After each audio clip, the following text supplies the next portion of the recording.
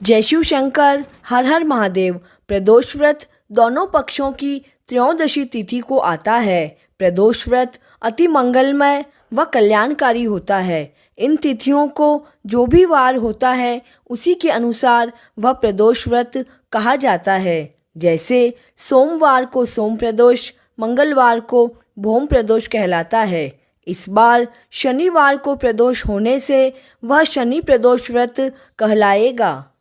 संध्या काल को प्रदोष काल कहा जाता है। इसी समय प्रभु शिव शंकर की पूजा होती है। तो आइए श्रवण करते हैं शनि प्रदोष व्रत कथा का।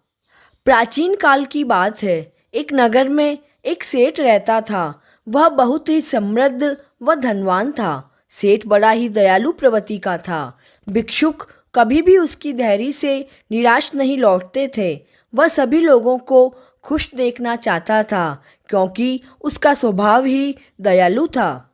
सभी सुख होने के बाद भी उसके एक बड़ा दुख का कारण था क्योंकि उसके कोई संतान नहीं थी। संतानहीनता के कारण वे दोनों पति पत्नी बहुत उदास और दुखी रहा करते थे। एक दिन उन्होंने तीर्थ यात्रा पर जाने का विचार किया और अपने सारे कार्य उन्होंने नौकरों को सौंप दिए और यात्रा के लिए निकल पड़े। जैसे ही वे नगर के बाहर निकले तो उन्हें एक विशाल वृक्ष के नीचे समाधि लगाए हुए एक तेजस्वी साधु महाराज दिखाई दिए। तो दोनों ने सोचा कि साधु महाराज से आशीर्वाद लेकर ही यात्रा के लिए आगे बढ़ेंगे। दोनों समाधि लगाए हुए साधु महाराज के सामने हाथ जोड़कर बैठ गए और उनकी समाधि को टूटने की प्रतीक्षा करने लगे। उन्हें इंतजार करते करते सुबह से शाम व शाम से रात्रि हो गई, लेकिन साधु महाराज की समाधि पूर्ण नहीं हुई। परंतु सेठ सेठानी धैर्यपूर्वक बैठे रहे।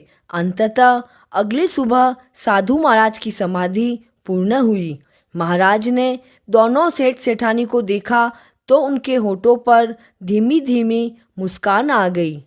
साधु महाराज बोले कि आशीर्वाद के स्वरूप मैंने तुम्हारे मन की बात जान ली है। हे सेठ, मैं तुम दोनों के धैर्य से प्रसन्न हुआ हूँ। साधु बाबा ने उन दोनों को संतान प्राप्ति का शनि प्रदोष व्रत करने के लिए कहा और व्रत की विधि भी बताई और प्रभु भोलेनाथ की वंदना इस तरह करने के लिए कहा।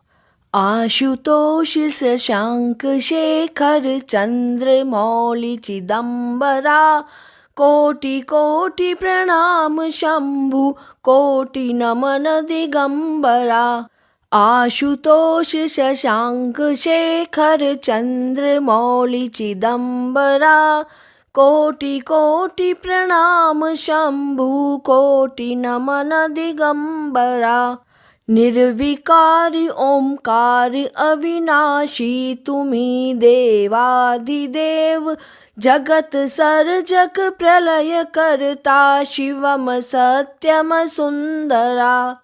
निर्विकार ओंकार अविनाशी, तुम्ही देवाधिदेव, जगत सर्जक प्रलय करता, शिवम सत्यम सुंदरा। इसके बाद दोनों सेठ सेठानी तीर्थ यात्रा को गए। तीर्थ यात्रा पूर्ण करके वापस अपने घर लौटे व नियम पूर्वक शनि प्रदोष व्रत करने लगे। कुछ माह व्यतीत होने पर सेठ की पत्नी ने सुंदर पुत्र को जन्म दिया। शनि प्रदोष व्रत के प्रभाव से प्रभु भोलेनाथ प्रसन्न हुए व प्रभु शिव की कृपा से उनके परिवार में छाई उदासी का अंत हो गया। वे सभी आनंद से अपना जीवन व्यतीत करने लगे। शनि प्रदोष व्रत की कथा पूर्ण हुई। जय शिव शंकर।